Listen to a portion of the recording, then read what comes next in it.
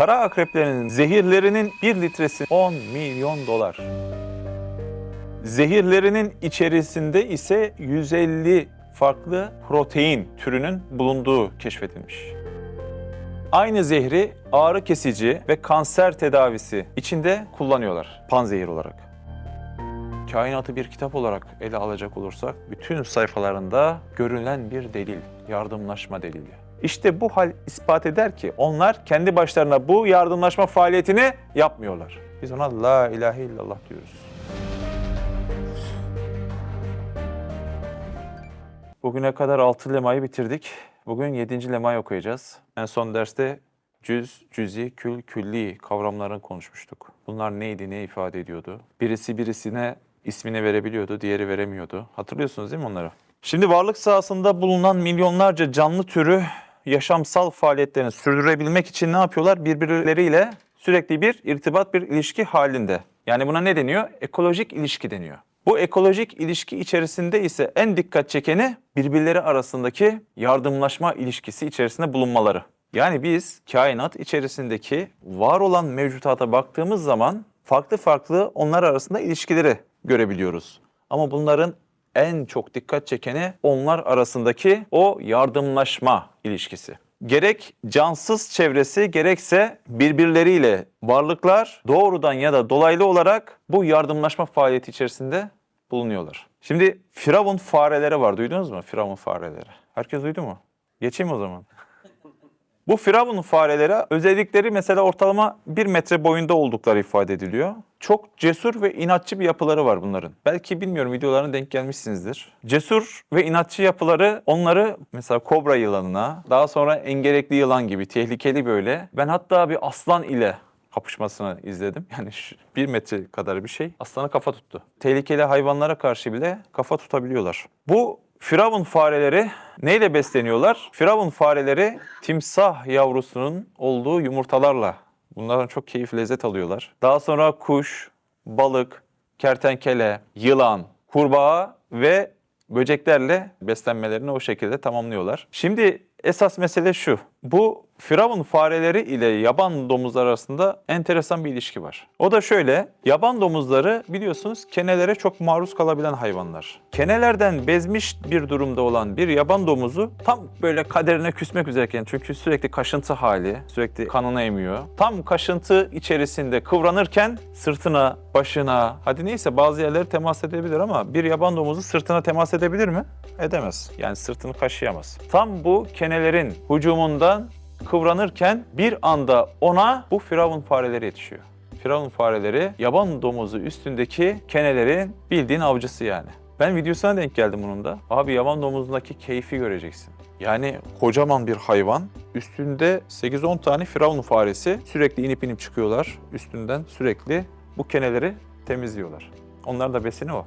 Bu ilişkiye birazdan yine değineceğiz. Bilim mutualist ilişki diyor. Yani çift taraflı fayda sağlanan ilişki türü. Burada ifade edilen şeylerden birisi de şu ki yaban domuzu ile Firavun fareleri arasında Firavun farelerin genel bir mottosundan bahsediliyor. Onlar derlermiş ki sırtınız sırtımızdır, o yüzden rahat ediniz diye yaban domuzlarıyla bu ilişkilerini devam ettiriyorlar. Şimdi baktığınız zaman kainatın tamamında ama tamamında bu ve benzeri şekilde yardımlaşma faaliyetleri var. Yani bir nevi yardımlaşan bir kainat içerisindeyiz bizler. Tüm kainat ise kainattaki en aciz olan, en ihtiyaç halinde olan varlık için aslında bu yardımları bir yerine getiriyor. Kim o? İnsan için. Yani tüm kainat topyekün aslında insanın hayatına yardım ediyor. Olaya bak. Çünkü o bahsettiğimiz başta dedik ya bir sistem içerisinde kainat işleyişini devam ettiriyor. Neydi o sistem? Ekolojik sistem. Bugün bilimin en çok belki de zikrettiği şey yani bu ekoloji devam etmesi lazım. Ekolojik sistemin bozulmaması lazım. Neden? Çünkü hayatın devamlılığı için o ekolojik düzenin devam etmesi gerekecek. Bütün kainat dedi ki bizim yardımımıza koşuyor. Peki yardımlaşmanın içinde bizi neler bekler? Yani yardımlaşmanın içerisinde bizim neleri görmemiz gerekir? Yardımlaşma faaliyeti içerisinde bir hissiyatın olması gerekir mi? Duygunun olması gerekir mi? gerekir. Peki katı ve cansız koca koca cisimlerin dahi bile kainat içerisinde yardımlaştığını bizler gördüğümüzde bu hissiyatı, bu duyguyu nereye koyacağız? Mesela birazdan bahsedeceğiz. Yıldızlar da yardım ediyor. Ama onlar katı ve cansız. Onlarda hissiyat ne gezer, duygu ne gezer. Ama baktığın zaman sanki birbirinin yardım sesini duyar gibi yetişiyorlar birbirlerine. Biz bunu ne ile izah edeceğiz? Şimdi birazdan okuyacağımız satırlarda tam bu soruların cevabını arayacağız. Bismi Sübhanehu. 7. lema. Bakınız, aktar-ı semavat ve arz sahifeleri üstünde hatem-i ehadiyet göründüğü gibi kainatın heyet-i mecmuasının büyük sayfası üzerinde de pek vazıh bir surette hatem-i tevhid görünmektedir. Demek ki biz yeryüzü ve gökyüzüne baktığımızda ayrı ayrı ehadiyet mühürleri, ki biz bunu daha önceki derslerde işlemiştik. Ehadiyet nedir, vahidiyet nedir diye. Yani Allah'ın hususi mühürlerini görebileceğimiz gibi bir bütün tamamına baktığımızda da tam bir tevhidi göreceğiz. Şimdi biraz önce bahsettik aslında. Onu biraz daha bir başlık altında konuşalım. Simbiyotik ilişkiler diye bir meselemiz var. Nedir bu simbiyotik ilişkiler? Simbiyotik ilişki birlikte yaşam ve ortak yaşam anlamına geliyor. Aslında hepimiz ev hayatımızda simbiyotik bir hayat yaşıyoruz, değil mi? Ailemizde, çoluğumuzda, çocuğumuzda, değil mi? Ortak yaşamlarımız var, birliktelik yaşamlarımız var. Bu simbiyotik ilişkiler içerisinde birincisi parazit ilişkiler var. Nedir bu parazit ilişkiler? Birlikte yaşayan canlılardan birisinin fayda görürken diğerinin zarar gördüğü ilişkiler. Mesela bizler buna çok maruz kalabiliyoruz. Ev hayatında değil şimdi o kadar. Biz ev hayatında bildiğin parazit ilişki yaşıyoruz, değil mi? Bizler de bu parazit ilişki içerisinde bulunan varlıklardan biriyiz. Nasıl? Mesela bakteriler var. Bir tane bakteri ismi söyleyeyim. Balantidium coli diye bir bakteri var. Bu biz insanlarda hastalık yapan bir bakteri türü. Esas konak canlısı domuzlar. Dolayısıyla domuzlardan insanlara geçiyor ve insanlara kistler oluşturuyor ve en çok insanlarda oluşturduğu etki ishal etkisi. İshal dediğimiz mesele bir insanın hayatın son bulmasına sebebiyet verebilir. Yani ciddi su kaybına sebebiyet verebiliyor ishaller. Dolayısıyla bu kadar tehlikeli bir bakteri türü. Örnekler belki çok fazla konuşulabilir. Esas konumu olmadığı için devam ediyorum. Simbiyotik ilişkilerde ikincisi kommensalizm. Yani community'den geliyor yine muhtemelen. Bu da yine birlikte yaşayan iki canlıdan birisi fayda görürken diğeri herhangi bir olumlu olumsuz etkilenme görmez. Bunun içerisinde şöyle bir örnek var. Mesela barınma, sığınma ve besin bulma açısından bu ilişki içerisinde fayda olduğunu ifade ediyorlar. Ne gibi? Ağaçlara yuva yapan kuşlar mesela bunun en güzel örneği. Kuş ağaca yuva yapınca ağaca bir zararı var mı? Yok. Ama kuşa fayda var mı? Var. Barınması için, sığınması için ağaç kuşlar için bulunmaz bir nimet. Bir başka örnekte de şunu söylemiş. Aynı şekilde büyük leylek yuvalarına serçe kuşlar da yuva yapıyorlar. Ve o büyük leylek yuvalarına yapılan bu küçük yuvaların herhangi bir zararı yok. Ama serçe kuşu için faydası var. Buna da komensalizm demişler. Bu komensalizmle ilgili bir örnek daha verebilirim. Kara akrepleri duymuşsunuzdur. Kara akrep. Söylerken bile insan zorlanıyor. Bu kara akrepler bizim ülkemizde de çok fazla sayıda varlar. Önemli özelliklerinden birisi radyasyona karşı çok ciddi dirençli canlılardır. Bilhassa bu Urfa, Antep, Adana, Mersin bölgelerinde sık görüldüğü ifade edilir. Zehirlerinin içerisinde ise 150 farklı protein türünün bulunduğu keşfedilmiş kara akreplerin. Akrep zaten ne kadar? 7-8 santim bir şey yani herhalde. 10 santim. Ondan ne zehir çıkıyor da onda 150 farklı protein türü var. Bak bu bile ayrı bir ders. Daha doğrusu kara akreplerden bu zehri alıyorlar. Afrika bölgelerinde falan yılan sokmalarına karşı bu zehri kullanıyorlar. Panzehir olarak. Yine aynı zehri ağrı kesici ve kanser tedavisi içinde kullanıyorlar. Bak akrebin zehrini. Kara akreplerinin bu zehrinin 1 litresinin ne kadar olduğuna dair tahmininiz var mı? 10 milyon dolar. Kara akrebin sahip olduğu zehrin 1 litresi şu an 10 milyon dolar olduğu ifade ediliyor. Çünkü çok fazla şekilde tıbbi olarak kullanılıyor. Şimdi kara akrebin sahip olduğu bu zehrin faydası var. Bu zehrin kendisine herhangi bir zararı var mı? Vermesine bir zararı var mı? Yok. Dolayısıyla kara akrebin bu zehir cihetiyle insanlar ile komensalizme bakan bir ilişkisi var. Birisi fayda görürken diğeri herhangi bir zarar ya da fayda görmüyor. O zehir için öldürüyorlar. Abi özel tesisler kurmuşlar. Nesli tükenmek üzereymiş zaten. Yani nedendir bilmiyorum ama 10 milyon dolar olunca nesli tükeniyor. Değil mi? Nesli tükenmek üzere olduğu ifade ediliyor ve özel tesisler kuruluyor. Tabii üretimi yapmak için. Simbiyotik ilişkiler içerisinde bir diğer üçüncüsü demiştik mutualizm. Mutualizmde ise bir araya gelen her iki tarafında birbirinden fayda gördüğü birlikte yaşam sistemi mutualizm. Mesela karıncalar ile akasya ağaçları. Şimdi akasya ağacı karıncaya ne sağlıyor? Barınma, sığınma ve yiyecek sağlıyor. Karınca ağaca ne sağlayabilir? Karıncalar ise ağacı düşmanlarından koruyor. Bir başka örnek yine arılar ve bitkiler. Bal arılarının malumunuz bal yapmak için neye ihtiyacı var? Polene. Çiçeklerin ise üremek için neye ihtiyacı var? Tozlaşmaya. Yani o sahip olduğu polenlerin taşınmasına ihtiyaç var. İşte tam bu noktada arı hem nakliyecilik yapıyor hem de kendi polenlerine bakıyor. Kendi balına bakıyor. Bir başka örnek mutualistle ilgili. Sinek kuşu ile ornitofil birlikteliği. Diyor ki tozlaşmayı kuşlarla yapan çiçekler arasında görülür bu ilişki. Çiçekler kuşların beslenmesi için uygun olan nektara ve o kuşların görüş güzelliğine göre biçimlendirilmiş, şekillendirilmiş yani güzelliği ona göre gel yapıyor. Sinek kuşunu belki internette aratırsanız görürsünüz. Çok güzel yaratılmış bir kuş aslında. Burada ince bir zamanlama meselesi ifade ediliyor. O da şu, diyor ki ağaçların çiçek açma zamanı ile sinek kuşlarının üreme mevsimleri aynı zamana denk geliyor. Dolayısıyla üremek için onların yine neye ihtiyacı olacak? Bir barınağa. Diğerinin de çiçek açması aynı zamana denk geliyor. Onun da neyine sebep olacak? Konacak, daha sonra tozlaşmasına sebep olacak. Aynı anda denk getiren nasıl bir sistem? Karıncalar ve akasya ağaçlarını konuşmuştuk. Burada önemli birkaç nokta daha var, o yüzden tekrar ifade edeyim. Karıncalar ve akasya ağaçları demiştik ki karıncalar ağaçtan ne şekilde faydalanıyorlar? Barınma, sığınma ve yiyecek şeklinde. Akasya ağaçları ise karıncanın neyinden faydalanıyor? Askerliğinden. Yani düşmanlarına karşı koruyor. Bununla birlikte çok enteresan, karıncaların sindirim sisteminde bulunan bazı bakterilerin akasya ağacından alınan azotu amino asite dönüştürdüğü gözlemlenmiş. Yani karıncalar bakterilere yaşayacak ortamı hazırlıyor, servis ediyor. Bakteriler ise karıncalara amino asit sentezini servis ediyor, onu sağlıyor. Yani akasya ağacından aldı, o bitmedi. Bir de karıncanın midesinde yaşayan bakteriler faaliyete girdi. O bakteri ile karınca arasında da yine ne çıktı? Mutualist dediğimiz yani birbirine fayda sağlayan yaşam çıktı. Şimdi bunda hem akasya ağacına denk getirmek hem de akasya ağacından azot alacağını bilip midesinde bakteriyi yaşatmak. O bakteriyle de karşılıklı fayda ilişkisini oluşturmak.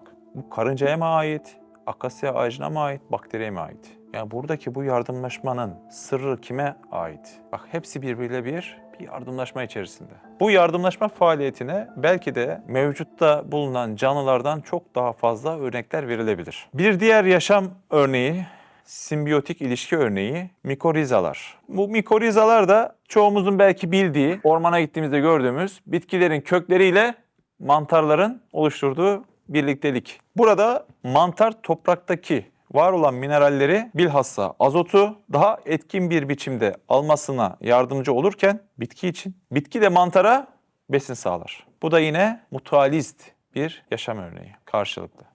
Bununla ilgili ekstra bir bilgi, bu mikorizalarla alakalı 400 milyon yıl öncesine dayanan fosillere bakmışlar kayalıklarda. Özellikle de Rini diye bir kayalık bölgede denk geliyorlar. Ve bu mantarların o bitkilerin koloni haline gelmesine rol oynadığını keşfetmişler. Yani bitkilerin birlikteliklerini pekiştirmesine sebep olan yine mantarlar olmuş. Mantar varsa onlar artmışlar çünkü.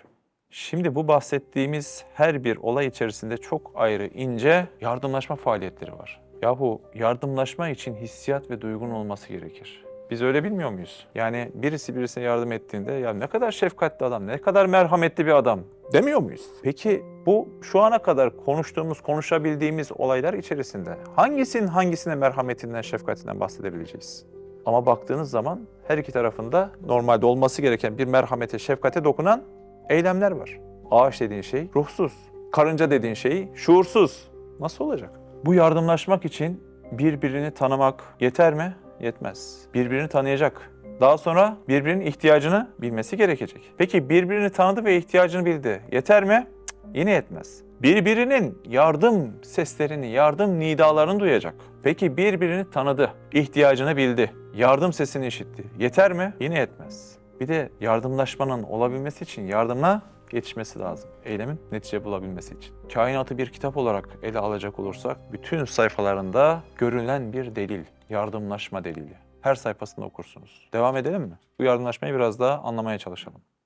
Evet, bu alem pek muhteşem bir saray veya muntazam bir fabrika veya mükemmel bir şehirdir. Şimdi Kur'an da kainatı yer yer bir saray gibi anlatıyor. Bir fabrika gibi ifade ediyor. Bir şehir olarak da anlatıyor. Şimdi sarayda neler var? Bölmeler, odalar var. Fabrikada neler var? Farklı farklı birimler vardır fabrikalarda. Şehirde ne var? Bir işleyiş var. Şehir. Yani burada şunu ifade etmeye çalışıyorum. Neden saray dedi? Neden fabrika dedi? Neden şehir dedi? Dedik ki sarayda odalar vardır. Fabrikada birimler vardır. Şehirde ise işleyiş var. Bir hareket hali var. Peki bu işleyişlerin hepsinin insanın bir ihtiyacına cevap vermek için olduğunu düşünebilir miyiz? Düşünebiliriz. Yani bahsettiğimiz bu sarayın, fabrikanın ya da şehri, yani nasıl kainatı tefekkür edecek olursak olalım, her birinin neticesi aslında insanın ihtiyacına yetişebilmek. Şimdi odalarda ayrı ayrı yıldızlara bakacağız mesela. Düşünelim yani. Fabrikalarda ayrı ayrı çalışan birimlere bakacağız. Şehir dediğimiz komplike yerde her birinin baktığında birbirine temas etmesi netice itibariyle insanın hayatına hizmet için, insanın hayatına yardım içinmiş. O zaman diyebiliriz ki kainat içerisinde ne kadar mevcudat varsa hepsi hal diliyle arzusunu insana ve insanın hayatına yardım etmek olduğunu ilan ediyor. Ağacın yaprağı, toprağın içerisindeki mineraller her birini bir araya getir. Havanın içerisindeki atomlar, gökteki güneş her biri neyi ifade ediyor? Bu işleyiş içerisinde kimin yardımına yetişiyor? İnsanın yardımına yetişiyor. O sistem, o ekolojik sistem denilen işleyişin devamıyla netice itibariyle insana hizmet ediyor ve yardımına koşuyor. Allah Allah. Fabrika yönetiminde birimler var dedik, doğru mu? Sarayın işleyişinde odalar, yine birimler var. Şehrin sisteminin yürütülmesinde farklı farklı birimler var. Her bir birim kendi üzerine düşen vazifeyi yaparak diğer birimin o vazife ile ilgili yardımına koşmuş olur mu? Olur. Mesela biz de burada benzer halde yıllardır koşturmaya çalışıyoruz. Yani birbirinin yardımına yetişmek. Ne gibi? Şimdi hayalhanem içerisinde farklı farklı ekipler var. Her bir ekibin kendine ait vazife sahası var. Şimdi sosyal medyada mouse'u tutan arkadaş o mouse'u tutmakla içeride misafir ağırlayan arkadaşın hizmetine yardım ediyor mu? Ediyor tabii. Peki içeride misafire çay ikram eden arkadaş da bu sefer yönetim işlerine bakan arkadaşın işlerine yardım etmiş oluyor mu? Ediyor. Çünkü o orada çay ikram etmese diğer yönetimdeki arkadaş hem çaya yetişmesi gerekecek, hem mouse'u tutması gerekecek, klavyeye tıklaması gerekecek, videoyu yetiştirmesi gerekecek, hem gelen mesajlara bakması gerekecek. Dolayısıyla her bir birim kendi vazifesini yapmak ile birbirine yardım ediyor. Bu aynı şekilde kainat içerisinde de o fabrikanın işleyişinde yer alan birimlerin kendi vazifelerini yerine getirirken aslında diğer bir birime yardım etmesi gibi, işi bütünlemesi gibi kainat içerisinde de her bir mahlukat, her bir canlı türü kendi vazifesini yerine getirerek aslında diğer birimlere yardım ediyor ve en neticede unutmayalım ki bu yardımın meyvesi insana bakıyor, insana hizmet ediyor.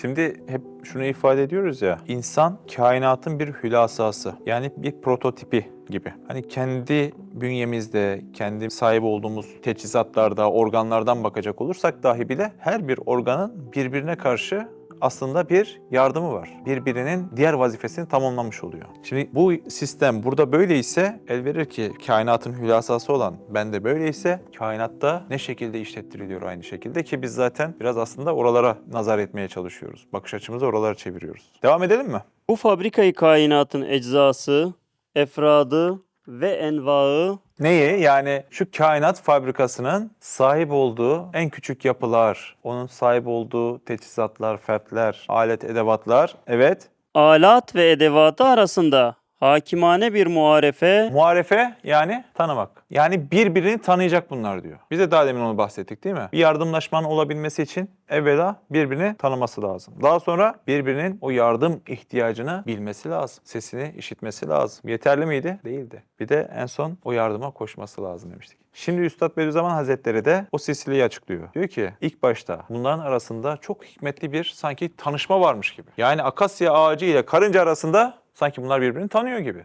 Başka? Arı ile çiçek, sinek kuşu ile ornitofil. Ya bunlar sanki birbirini tanıyor gibi. Evet. ve tanışmak ve dostane bir mukaleme ve konuşmak Dostçasına bir aralarında sanki konuşma geçiyor gibi. Yani Firavun faresiyle yaban domuzunun o halini görseniz dersiniz ki bunlar 40 yıllık dost gibi dersiniz. Ya enteresan ya. Ya o yaban domuzdaki o keyfi görmeniz lazım. Öyle rahat ediyor, öyle yayılmış ki böyle. Öbürleri çalışıyor sürekli böyle. Temizlik yapıyorlar. keneleri koparıyorlar üstünden sürekli. Ya bir de gözü kara bir hayvan Firavun faresi. Diyorum kobra yılanına karşı kafa tutuyor. Onun özelliği neymiş biliyor musunuz? Birincisi bunların da derisi sertmiş. İkincisi o Firavun farelerinin kanında öylesi bir amino asit var ki nörotoksinin diyorlar. O nörotoksinin yılandan gelecek olan zehri inhibe ediyor. İptal ediyor. Etkilenmiyor yani. Sübhanallah. Peki kobra yılanına o Firavun faresi bu denli kafa tutarak neye yardım ediyor? Bu da ayrı bir şey. Kobra yılanının belki hücumun olacak başka canlıları korumuş oluyor o anda. Çok enteresan. Onlar da yardımla yetişiyor. Ya bir de sahne şu yani. Kobra böyle kabarmış. Bu da böyle bir şey yani. 1 metre kadar bir şey yani. Ama çok hızlı ve atik olduğundan dolayı kobranın o hücumundan kurtulabiliyor. Zaten fare gibi yani böyle. Acayip bir şey. Şimdi yani bunlar arasında nasıl bir konuşma olacak ki? Nasıl bir tanışma olacak ki? Ama baktığın zaman ya Allah Allah bunlar sanki çok uzun süredir birbirlerini biliyorlar. Birbirlerinin ihtiyacını görüyorlar, anlıyorlar gibi. Devam. Ve pek kerimane bir muavenet ve yardımlaşmak vardır ki Demek ki yardımlaşmak için önce birkaç adım gerekiyor. Neymiş o? Bir, birbirini tanıyacak. İki, birbiriyle konuşabilir bir halde olacak. Yardım olan ihtiyacını ifade edebilecek. Öbürü de tamam kardeş diyecek ya ben sana yetişirim. Nerede bu? Gecenin karanlığında bütün o karanlığı belki de aydınlığa çeviren ay. Ya beni mi tanıyor, seni mi tanıyor? Yoksa dağdaki ayıyı mı tanıyor? Nereden tanıyacak? Nereden konuştuk da geliyor bizi aydınlatıyor? İhtiyacımız var. Yıldızlar, kaç milyon kilometre ötede olan yıldızlar. Onların nazarında biz sinek dahi bile değilizdir belki. Arkadaş nasıl olacak bu iş? Ama diyor ki ilk önce tanıyacak, bilecek ve konuşacak. Cık. Bunların hiçbiri yok. Ne var? Yardımlaşma var ama. Devam edelim. emali süratle pek uzun mesafelerden birbirinin savtını işitir Sesini işitir. ve ihtiyacını görür gibi derhal imdadına yetişir, ihtiyacını def eder. Yani sıralama burada çok önemli. İlk önce tanıyacak. Daha sonra anlayacak, bilecek, konuşacak. Sonra da yardım gelecek. Şimdi bahsettiğimiz tarzda bir yardımlaşmanın olabilmesi için mesela Firavun faresiyle yaban domuzunu çok konuştuk. Firavun faresinin yaban domuzunun yardımına yetişebilmesi için ya da akasya ağacının karıncaların yardımına yetişebilmesi için hangi özelliklere sahip olması gerekir? Şimdi yardımlaşma bir eylem içeriyor, doğru mu? Yani bir fiiliyat içeriyor. Dolayısıyla başkasına yardım edebilme fiilini gerçekleştirebilmek için irade gerekir miydi? İrade gerekir. İrade ile birlikte o iradeyi kullanabilir olması da gerekir. Tercih edebilir olması gerekir. Akasya ağacında bu var mı? Yok. Firavun farelerinde de bir bütün irade olduğunu ifade edebilir misiniz? Edemezsiniz değil mi? İradesi olsa her daim domuzu altından kaldırmaz. Ama domuz işi bitince kalkıyor. Tutamıyor. İradesi oraya kadar. Peki iradenin yanında başka neyin olması gerekir? Bir kudretinin olması beklenir mi? Gücü, kuvveti olsun. Neden? Çünkü bir kudreti, kuvveti olmazsa yardım edemez. Demek ki yardımlaşma faaliyeti içerisinde bulunanların 1. irade, 2. tercih edebilir bir özelliğin olması gerekir. 3. devamında bir kudret, bir gücün, bir kuvvetin sahibi de olması gerekir. Şu ana kadar ağaç bunlarda 3'te 0. Yıldızlar bunda 3'te 0. Güneş o haşmetiyle, o büyüklüğüyle bu bahsettiğimiz özelliklerde 3'te 0. Başka ne gerekir? Başka şu gerekir. O ihtiyaç sahibinin sesini duyması gerekir. Onu dedi değil mi? Sesini duyması gerekecek. Abi güneşe sesini ulaştırabilecek kimse var mı ya? Yok değil mi? Denizlerdeki canlılara sesini ulaştırabilecek kimse var mı? Ama o canlıların da varlığına ihtiyaç var. Onların da orada canlılığını devam ettirmelerine ve dolayısıyla bize yardım etmelerine ihtiyacımız var. Peki dedik ki irade gerekir. Tercih edici bir özelliğin olması gerekir. Kudretinin olması gerekir. İhtiyacının sesini işiten olması gerekir. Başka bir de görebilecek gözü olması gerekir. O ihtiyacı olduğunu görecek. Sesi duydu, bir de görecek. Başka aynı o ihtiyacı hissedebilecek, anlayabilecek bir aklın olması gerekir. Şuurun olması gerekir. Merhamet duygusu olması lazım. Acıma duygusu olması lazım. Yeri geldiğinde o yardımı gösterebilmek için cesaret de gösterebilmesi lazım mesela. Sadece acıma duygusu da değil, cesaret duygusu da lazım. Daha bunun gibi belki onlarca özelliğin yani sıfatın olması gerekir. Ya şimdi bunları saydık ama halbuki yardıma koşan varlıklarda, canlılarda ya da cansızlarda bu özelliklerin çoğu yok. Hatta bazılarında hiçbiri yok cansızlarda. İşte bu hal ispat eder ki onlar kendi başlarına bu yardımlaşma faaliyetini yapmıyorlar. Perde arkasında bir zat-ı hakim, bir zat-ı rahim o perde arkasından bu yardım faaliyetini onlar ile gerçekleştiriyor. Hepsini de birbirinin yardımına en nihayetinde de insanın yardımına koşturuyor. Allah Allah. Ne kadar çok kıymet vermiş değil mi o zat?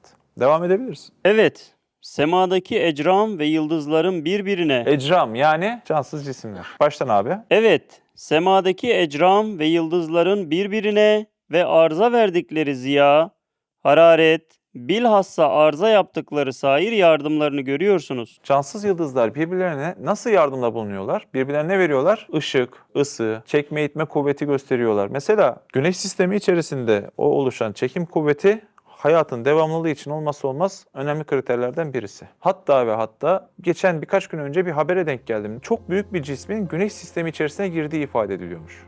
Dünyaya doğru da yaklaştığı ifade ediliyor. 50 yıl sonra mı gelir, 100 yıl sonra mı gelir? Ama böyle bir habere denk geldim. Ne olacak bu? İhtimal belki dafya, cezbe, bu çekim itme kuvvetini, dengelerini belki değiştirecek. Ama onun dışında baktığın zaman o gökteki cansız, büyük koca cisimler birbirlerine ısı, ışık, kuvvet uygulayarak birbirlerine yardımına. Önemli bir şey değil mi? Dünyayı yörüngede tutuyor mesela Güneş. 1.300.000 katı olduğu ifade ediliyor. Ben bir animasyon görmüştüm. Animasyonda işte bir yuvarlak cismi Güneş olarak ifade ediyorlar. Ve onun içerisine bilyeden belki daha küçük böyle şeyler atıyorlardı. Sözüm ona, o da dünyayı temsil ediyor. Abi atıyor da olmuyor ya. Vallahi ya. Atıyor da olmuyor Serkan abi. 1.300.000. Yani şuraya 1.300.000 tane bilgi getirsek herhalde. Ne olur burası? Çok enteresan bir şey ya. Dünyadan 1.300.000 tane güneşin içine koyulabileceğini ifade ediyorlar. Şimdi bu kadar büyük bir gök cismi, ki güneş de yani o kadar büyük bir gök cismi olmadığı ifade ediliyor. Yani kainat içerisinde çok daha büyük güneşlerin olduğu ifade ediliyor. Her neyse yani o ayrı bir şey. Hadi diğer güneşler orada kalsın da sen 1.300.000 büyüklükteki bir gök cismini ısı, ışık, çekme, itme gibi meselelerde kullan. Dünyada canı yok. Güneşin de merhameti yok. Bu yardımlaşma nasıl oluyor? Yani şöyle ifade etsek yeterli mi? Bu buna kuvvet uyguluyor, ona itme uyguluyor.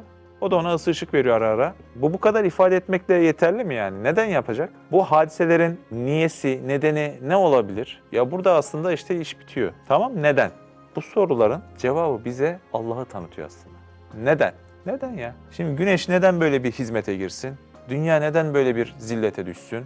Ya zillete düşmek için dahi bile değil mi? Duygusu olması lazım. Bak duygulardan bahsediyoruz. Ona ihtiyacını açacak. Yok ya, böyle bir nedensellik, yani neden sonuç ilişkisi koymadan bu işleri böyle ifade etmek insanları doyurmuyor artık. Doyurmuyor. Artık akıllar kabul etse de kalp bunlarla tatmin olmuyor. Kalp aç kalıyor ya. Kalbi tatmin etmiyor bu bilgiler. Nedeni ne ya? Şimdi sen her gün işe gidiyorsun. Bunun neden sonuç ilişkisi var. Neden gidiyorsun? Nedeni var. Dünya neden ısıtıyor? Neden ya? Dünyadaki karıncanın hayatı için mi? Dağlarda yaşayan kirpinin hayatı için mi? Yani dünya içindeki bu tür canlılara güneş nereden tanısın? Hadi hepsi, bütün kainat insana. Neden? Bütün kainat insanı muhatap alabilir mi? Alamaz. Ama kainat insanı muhatap alıyorsa, bu yardımlaşmayla biz bunu anlıyoruz. O zaman kainatın bir sahibi olmalı ki o kainatı kendi bizzat aslında muhatap aldığı insan ile muhatap etsin. Öteki türlü her şey havada kalıyor. Şimdi izliyorsun gerçekten. Yani 5 dakika, 10 dakika, 20 dakika, 1 saat bir şeyler izliyorsun. Bir şeyler anlatılıyor ama kalıyor öyle ya. Yani hiç tatmin etmiyor yani. Neden ya? Devam edelim. Ve keza bulut ile arz arasında cereyan eden su alışverişine bakınız ki arz suyu buhar şeklinde buluta veriyor. Bulut da kendi fabrikalarında lazım gelen ameliyatı yaptıktan sonra Allah Allah. buz, kar, yağmur şeklinde iade ediyor. Şuna bak ya. Bulut gökyüzünde görüyoruz. Bazen uçakla içinden geçiyoruz. Doğru mu? Yani pamuk gibi görünüyor. Çok hafif görünüyor değil mi? Çok ağırmış ya bulutlar. Çok yükü varmış. Çok. Belleri bükülmüş yani. Niye? Yeryüzünde tebahhur eden, yani buharlaşan sular mesken olarak bulutu buluyor. Yani onların sığınma yeri, barınağı bulut. Bak, yeryüzüyle şimdi sema arasındaki yardımlaşmaya bak. Bulutun bir ameliyat yapmaya ihtiyacı var. Malzemeye ihtiyacı var. Çünkü kendi özelliği, o özelliği çalıştırması gerekiyor. O hikmeti ortaya koyması gerekiyor. Ne yapıyor? Yerden su buharlaşınca ona mesken oluyor. Bu arada yerden suyu buharlaştıran ne? Güneş. Dolayısıyla bulutun yardımına sadece yerdeki su mu yetişiyor? Yok. Güneş yetişiyor. Yine güneş. Daha sonra esas mesele şu. O buharlaşan su atomlarının bulut içerisinde belli işlemler ile, Üstad Bediüzzaman Hazretleri ne diyor? Ameliyatlar diyor. O ameliyatlar, o belli işlemler ile tekrardan su haline gelip yerine göre su, yerine göre kar, yerine göre de bazen değil mi buz gibi böyle Geçenlerde böyle böyle dolu yağmış bir yere yani. Koca koca dolular yağıyor. Hem de ne yapıyor biliyor musunuz abi? Aldığı yere de bırakmıyor. O da enteresan. Buradan suyu alıyor, çekiyor. Bir de nakliyecilik yapıyor. Kim bilir nerede boşaltıyor suyu. Şimdi oradaki canlının ihtiyacını ne bu bulut tanıyor biliyor, ne o güneş biliyor, ne de yeryüzündeki su biliyor. Bilen kim? Bilen kim ise bunu yaptıran o işte. O iradeyi gösterebilecek kim ise, yani güneşi, suyu, bulutu iradesinde tutabilecek kudret sahibi kim ise o ihtiyacı da bilen ve yardımına yetiştiren o zat olur işte. Biz ona la ilahe illallah diyoruz. Yeryüzünde yağmurun yağmayacak olması ne olurdu? Kuraklık başlardı, hastalıklar artardı. O kadar çok netice ifade edilebilir ki. En nihayetinde hayat sona ererdi. Ya şimdi gerçekten su acayip bir olay ya. Yani suyun içerisinde o kadar çok mucizeler var ki. Bir araya gelen atomlarından tut, hiç alakasız şekilde bir akışkan bir sıvıya dönüşmesi vesaire. Şu an insanoğlu en ileri teknolojiye de belki ulaşmış olsa, ki şu anki teknoloji de fena sayılmaz. Hadi bakalım bir araya gelsinler, su tanesini ortaya çıkarabilsinler. Formül de basit ha. 2 tane hidrojen, bir tane oksijen diyorlar. Getirin bakalım. Hadi o ameliyatı yapın bakalım. Bak Bulut'un yaptığı ameliyatı en gelişmiş laboratuvarlarda olmuyor. Olsa zaten susuzluk problemiyle insanoğlu titremez değil mi? Afrika vesaire susuz kalan yerler zenginleştirilir, su götürülür vesaire. Olmuyor. Olaya bak. Dolayısıyla yağmur ile gelen o su bitkilere ihtiyaç sahibi olan toprağa bir nevi süt vazifesi görüyor, besliyor yani. Onları kuraklıktan kurtarıyor. Üstad Bediüzzaman Hazretleri muhakematta suyun şıpıltıları diyor. Duymuş muydunuz, okumuş muydunuz muhakemat eserinde? Suyun şıpıltıları, yani o şıp şıp vuruyor ya. İşte diyor o ihtiyaç halinin sesini onlar aslında ortaya çıkarıyor. Onlar ifade ediyor diyor. O şıpıltıların sesi, o ihtiyacın aslında sesi. Devam edebiliriz, buyurun. Sanki o camit cirimler Yani cansız cisimler lisan-ı halleriyle telsiz telgraf gibi birbiriyle konuşur ve yek diğerine arz-ı ihtiyaç ediyorlar. ya tam da dediği gibi değil mi? Allah Allah. Bilhassa bütün o ecram adeta el ele vermiş gibi kemali ciddiyetle zevil hayata lazım olan şeyleri tedarik etmek hizmetinde sahi ediyorlar ve bir müdebbirin emrine bağlı olup bir gayeye teveccüh ediyorlar. Şimdi biraz önce dedi ya telsiz, telgraf gibi birbirleriyle konuşur ve yek diğerine ihtiyacını arz eder, haber verir. Yani sanki bir fabrikatör gibi bulutlar su atomları ile konuşuyor ve onları işe alıyor, işleme alıyor. Peki normalde bir fabrikatör gibi dedik ya işlettiriyor. Bir fabrikatör ne için çalışır? Kendi için çalışır. Ne zaman kendisi için değil de halk için çalışır? Seferberlik ilan edilir. Padişah emir gönderir ve beklentisiz şekilde bu sefer kendisi için çalışmaktan vazgeçer. Halk için, raiyet için çalışmaya başlar. Demek ki bulut kendisi için çalışmayan bir fabrikatör ise ona halk için çalışma emri hangi padişahtan geliyor? O padişahın adı La ilahe illallah. Devam edebiliriz. Evet, şu teavün kanunu ittibaen şems, kamer, gece ve gündüz, yaz ve kış taraflarından yapılan yardımlar sayesinde şu hayvanların erzakını yetiştiren nebatat izni ilahi ile meydana gelir. Değil mi? Üstad Bediüzzaman Hazretleri de Allah'ın ancak izniyle bunlar meydana gelir. Bak anlattı. Başka bir çare kalmadığı andan itibaren cevabı verdi. Ya Hayvanat da emri Rabbani ile beşerin ihtiyacatını yerine getirir. Bal arısıyla ipek böceğinin insanlara yaptıkları yardımlar bu davayı ispat eder. yani bal arısı hiçbir şekilde yine yapılamayan balı meydana getirmek ile ipek böceği de ipeği dokuyarak aslında insanın yardımına yetişiyor. Baktığınız zaman kendi sikletlerine göre işler değil bunlar. Kendi cüsselerine göre işler değil bunlar yani. Hiçbir şekilde onlara bir bütün verilebilecek eylemler değil bunlar. Kime vereceğiz? Yani ortada mı kalacak? O da abes kaçmaz mı? O da abes olur. Şimdi mesela biz bunu kendi sosyal yaşamımızda da bazen yaşıyoruz değil mi? Küçük çocuğu olan var mı? Var değil mi? Kaç yaşında abi? Allah bağışlasın. Adı ne? Hay maşallah. Allah imanlı etsin inşallah. Şimdi mesela Irmak bir gün gelse dese ki ya baba dese sen ne yaptın ya dese bu tost makinesi kaç gündür bozuk. Niye yaptırmıyorsun? Baksana tost yiyemiyoruz. Suyun faturasını da yatırmamışsın dese. Sen dersin ki bunlar bu çocuğun cümleleri değil. Çocukta bu şuur yok. Ne dersin? Bunun arkasında şuurlu bir hanım var dersin. Doğru mu? Mantık bunu gerektirmiyor mu? Anası gönderiyor bunu dersin. Öyle mi? Şimdi vakti zamanında bir hatıramı anlatayım da. Şimdi Almanya'da bir amcam var benim. İşte bundan yıllar önce yani ben Allahu alem ortaokul yıllarında filanım. Bir de benim en küçük bir amcam var. Onun da küçük bir kızı var. Şimdi o küçük amcamın kaldığı evin cam çerçeveleri ahşap ve çürümüş. Yani kış olduğunda, yağmur yağdığında içeri su giriyor. Rahmetli babaannemle dedem de onlarla beraber kaldığı için onlar da Almanya'dan gelen amcama demişler ki ya çerçeveleri pimapen yapalım, değiştirelim. Hani bunu onun aklına sokmaya çalışırlarken bir gün 6-7 yaşlarındaki o çocuk, benim kuzen, birisi ona dedi ki ya dedi senin dişlerine ne olmuş dedi. Dişleri düşmeye başlamış. Espri hani devamında şöyle devam eder ya o. Senin dişlerin ne oldu? Fare mi yemiş falan diye. Ortam tabii kalabalık. Amcam falan da var amcalarım. O dedi ki evet dedi ya dedi fareye dedi. Pencereden girdi fare dedi. Bizim Almanca amca olaya ayıktı. Şimdi dedi ki bu cümle bunun değil. Belli ki arkasında şuurlu bir baba, şuurlu bir anne. Demek ki değil mi şuur altına işlemişler diye hiç unutmuyorum yani. Doğru değil mi şimdi? Şimdi kainat içerisinde bu kadar şuurlu hadiseler, şuursuz, hatta cansız, ruhsuz varlıkların elinden gibi görünüyorsa bunu onlara vermek ahmaklığın daniskası olur. Hakkı Zeylal'in ahmaklığın dibi olur yani. Devam edelim mi? Evet, bu gibi eşya-i camidenin yek diğerine yaptıkları şu yardımlar pek aşikar bir delildir ki onlar kerim bir müdebbirin hademesi ve amelesi olup onun emri ile izni ile iş görürler. Birkaç gün önce okudum. Bitirişi orayla yapayım. Sözlerde 17. sözde Üstad Bediüzzaman Hazretleri diyor ki tam biraz burayla sanki uyumlu gibi geldi. Yıldızları konuşturan bir yıldızname diye birkaç böyle beyit gibi yazdığı yer var. Diyor ki dinle de yıldızları şu hutbe-i şirinine name-i nurini hikmet bak ne takrir eylemiş. Yani o nurlu mektuplar, risaleler bak neyde karar kılmış. Hep beraber nutka gelmiş, hak lisanıyla derler. Bir Kadir-i Zülcelal'in haşmeti sultanına birer burhana nürefşanız, vücudu saniye.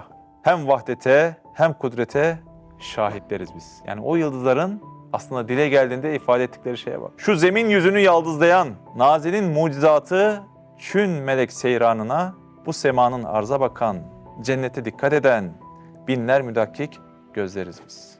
Yani o seyran eden yıldızlar tek başlarına sadece orada durmakla yetinmiyorlar.